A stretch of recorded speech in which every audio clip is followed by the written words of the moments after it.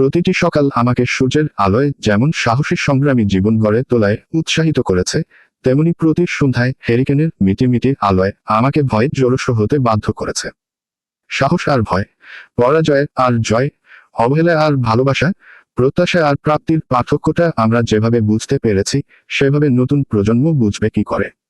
বিশেষভাবে আমাদেরকে যেভাবে উত্তীর্ণ হতে হয়েছে ধৈর্য ও সহ্যের প্রশিক্ষণে, সেভাবে বাস্তবধর্মী প্র্যাকটিক্যাল প্র্যাকটিস অসম্ভব বলে নতুন প্রজন্মের জীবন থেকে সহিষ্ণুতার দারুণ অভাব পরিলক্ষিত।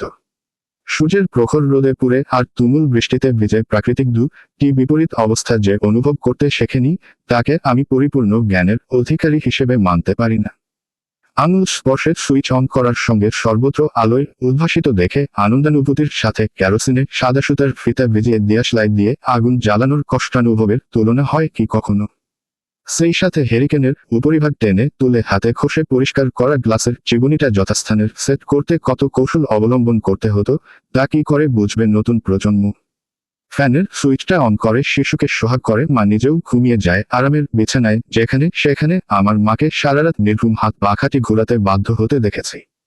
মশা তাড়ানো আর গরম থেকে আদরের সন্তানকে বাঁচাতে হাত পাখার বিকল্প কিছু ছিল না। মা আমার প্রতিবেশী মহিলাদেরকে সঙ্গে নিয়ে ঠেকিতে অবিরাম সজোরে লাথির আঘাত চালিয়ে ধান থেকে চাল বানাতেন। তারপর কুলায় তুলে ঝেড়ে মুছে সে চাল কাঠের লার্কি দিয়ে ঘন্টার পর ঘন্টা ধৈর্য ধরে রান্না করতেন। তবু মায়ের মুখে ক্লান্তির দাগ পড়েনি কখনো। কত ত্যাগের বিনিময়ে মা আমাদের 7 ভাই বোনের সামনে পিঠা পায়েসের পোশাক সাজিয়ে দিতেন।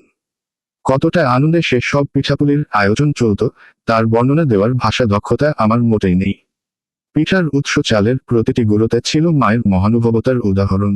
ধৈর্য সহ্যের স্রোতে ভেসে বিসর্জন বা ত্যাগের নদীতে অবগাহন করতে হয়, আর ত্যাগের নদী বেয়ে ভালোবাসার সমুদ্র বিজয় অর্জন করতে হয়।